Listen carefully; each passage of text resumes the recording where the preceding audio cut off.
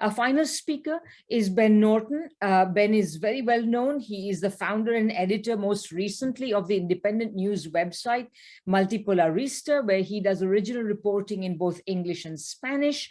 He was formerly a reporter and investigative journalist with The Gray Zone, and he has reported extensively from a variety of countries, chiefly Latin American, but he has also been following the present situation in Ukraine very closely, and has been, of course, writing an enormous amount about US foreign policy and geopolitics. So Ben, you will be the last presenter today. Thank you to Radhika. Thank you to everyone who's joined. I'll try to keep my comments pretty brief. I know people are probably tired, and also it's never fun going last because there have been so many great comments. I don't want to repeat all of the other comrades and analysts here, but in my presentation briefly, I'm going to be focusing on the false claim that I believe that we need to criticize, that this is an inter-imperialist conflict. So the Russian intervention in Ukraine is decidedly not an inter-imperialist conflict. I'm going to talk about that today. I think that it's extremely misleading to see, people in the United States and people even who sometimes criticize US foreign policy try to compare the Russian military intervention in Ukraine to the US invasion of Iraq. I mean, this is spurious on so many grounds. First of all, Iraq is not the neighbor of the United States. Iraq is on the other side of the planet.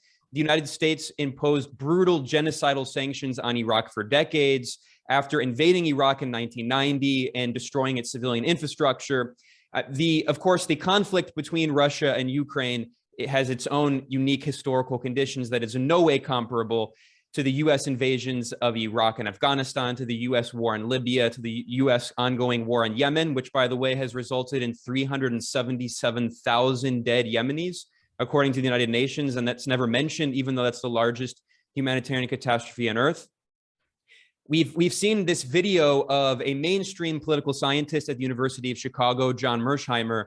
This video has gone viral of a 2015 lecture in which he goes through systematically and acknowledges how the United States, NATO, and the European Union created the conflict in Ukraine. People watching this probably know that those details. Ukraine has been in a civil war since 2014, essentially, because the United States overthrew the elected government of Ukraine in a coup in February 2014, so-called Maidan, in which a top US State Department official, Victoria Nuland, was recorded in this leaked phone call, handpicking who the leaders of the Ukrainian puppet government would be after the coup in 2014. This is what led to the Russian-speaking Ukrainians in the eastern Donbass region to rise up against the Western puppet regime installed in Kiev and created a civil war. Now, former US ambassador to Russia, who is now CIA director, William Burns, in a 2008 embassy cable, which was classified, but we have, thanks to WikiLeaks and political prisoner Julian Assange, published this. We now know that William Burns, the US ambassador to Russia, was warning as far back as 2008 that the NATO aggressive expansion policy on Russia's borders could potentially lead to a Russian military intervention in Ukraine and could lead to civil war. Everything that he warned about in this cable in 2008 came true. So this conflict is very unique. It is nothing to do with the war in Iraq. It's a very unique situation. Now, of course, it's tragic. And that's not to say that Russia, should be praised, certainly not for invading a country. I mean, this is a very complex issue, but the reality is that Russia was up against a wall, geopolitically speaking, in terms of its security. It has been surrounded by NATO forces. It has been surrounded by Western military bases. The US and NATO have been sending billions of dollars of weapons to Ukraine, supporting neo-fascist elements, neo-Nazis. I think we also need to resist the comparison, which I think is facile, to World War I. 2022 is not 1914. Socialist states, for instance, did not exist in 1914. And I think that really needs to complicate our analysis.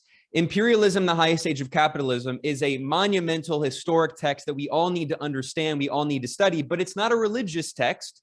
It's not the Bible. We don't need to look to its words as if it's, it's going to give divine knowledge for us in 2022. And also, let's keep in mind that Imperialism, the Highest Age of Capitalism, was written in 1916, before the Bolshevik Revolution, before there were existing socialist states. Lenin was writing in a very different historical context, and not every single war that happens is World War I. I remember that there are people supporting or taking this neither Washington nor Moscow position on the war in Syria, basically defending imperialism's attempt to destroy a post-colonial Arab nation, and trying to compare the Russian intervention in Syria at the behest of the sovereign state of Syria, trying to compare that to World War I, saying it was inter-imperialist. Now, Russia it's true that it did intervene against international law in Ukraine, but Ukraine does not have a sovereign government. The Ukrainian government is not like the Syrian government, which is a sovereign state. Ukraine has had a Western puppet regime since NATO overthrew its elected government in 2014 and installed a Western puppet regime. And now we even see the former prime minister of Ukraine, who was overthrown in 2014. He has referred to the current government as a puppet government. He said that Zelensky is a puppet, which I mean, is reaffirmed by the fact that Zelensky was elected in a landslide, promising peace with Russia, speaking Russian in his campaign, and then he entered office and has had actually no influence on the actual politics of Ukraine because he's essentially a Western puppet.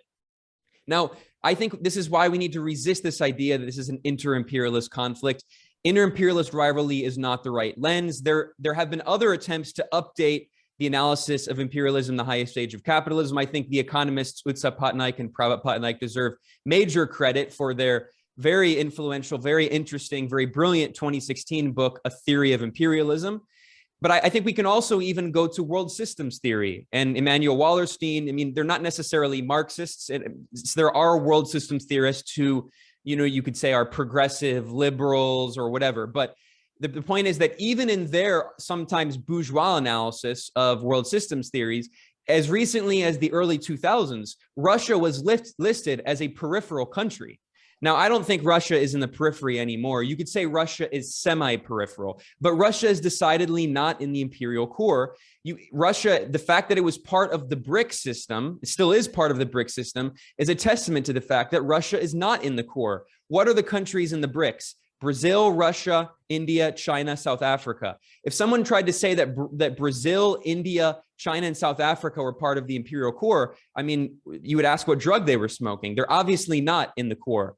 So the fact that Russia is part of this shows Russia's semi-peripheral status. Furthermore, if we try to simplify the basic elements of world systems theory, the core element of core countries is that they export consumer goods to exploit markets in the periphery, whereas the peripheral countries export raw materials to the core.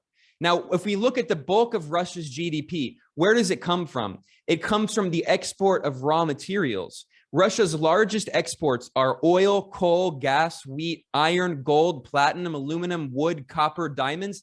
This is not a peripheral country that is exporting its goods to its consumer goods to the imperial core. What Russian consumer goods are regularly consumed in the imperial core? Vodka? I mean, the only real Russian consumer good it's not really a consumer good. The only processed material is really fertilizer. So, I mean, Brazil does rely on Russian fertilizers. Again, it's semi-peripheral, but in many ways, the Russian economy is still peripheral. It has much more in common with the Iranian economy than it has with the US economy. So then there's also the element of national security. It is not hyperbolic to say that that Ukraine joining NATO is an existential threat to Russia. Now, Iraq, Syria, Libya, they were not existential threats to the United States. Anyone saying that Iraq is an existential threat to Washington, that's risible. It's ridiculous. But the existence of the Russian Federation as a country is precarious. There were, of course, attempts to try to balkanize Russia with the wars in Chechnya. And we know that the US government was involved in supporting Chechen independence, Chechen separatists. Ironically, some of these Chechen extremists later joined ISIS, including Omar Shashani, who was trained by the United States to wage war against Russia in Chechnya and also in Georgia. Now, we know US imperial planners have fantasized, salivated over the prospects of breaking up the Russian Federation. We know because of Robert Gates, the former defense secretary, he wrote in his memoir that Dick Cheney, the power behind the throne in the Bush administration, US vice president, architect of the Iraq war, Dick Cheney openly discussed, well, not openly, but within the circles in US foreign policy circles, he discussed the possibility of breaking up Russia. We know that Brzezinski, one of the most important imperial planners in the United States, He, in 1997, published an article in Foreign Affairs in which he openly called for breaking up Russia into 3 different states: a European Russia, a Siberian Republic, and a Far Eastern Republic. This is a very real threat for Russia. Less than a minute, Ben. Sorry? Less than a minute, Ben. Yeah, this is a very real threat for Russia. It is not a threat for the United States. In the short term and the medium term, the United States is not going to be broken up. So finally, we should look at Russia's foreign policy. In its foreign policy, Russia has consistently been friends of the global South. And I'll end on this. There are other comments I wanted to make, but I'll end on this. I'm in Latin America. I'm in Nicaragua, a country with an existing socialist government, in Venezuela and in Cuba, and also Bolivia. These countries have consistently sided with Russia.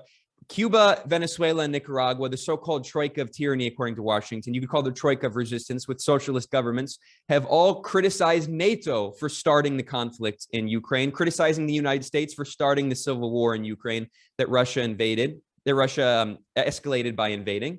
And we can also look at China's policy. China has tried to mediate and is officially neutral, but China has also sided with Russia. Vietnam has also sided with Russia.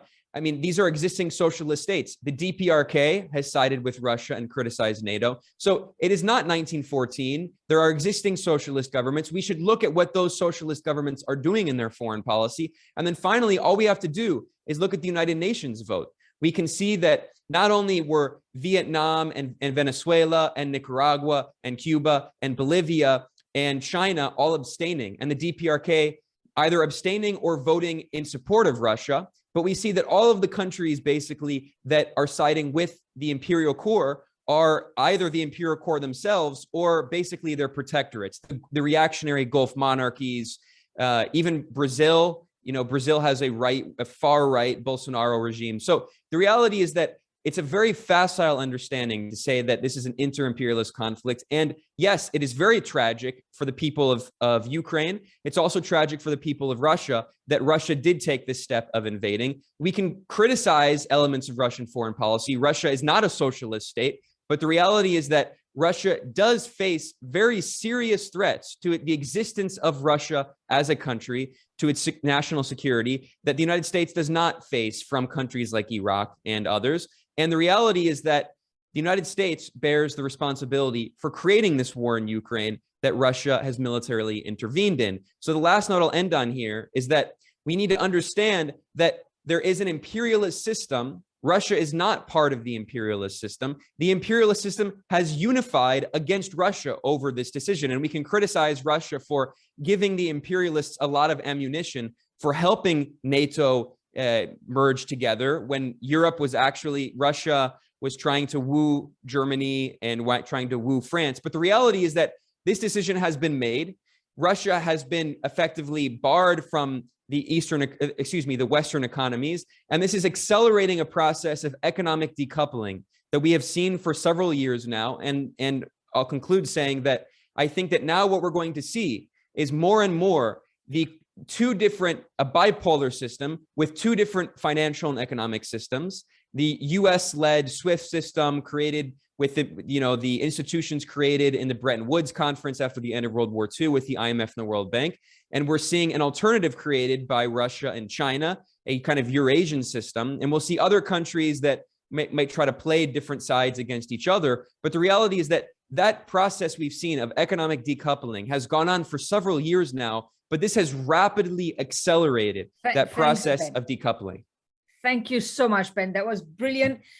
2022 is not 1914. There were no socialist countries in 1914. And the decoupling, the bifurcation of the world economy that began with 1917 continues. Thank you very much, Ben. That was really great. I'm Michael Hudson. I'm appearing here for the International Manifesto Group. If you like this video and ones like it, please subscribe. For more information, go to the address on the screen.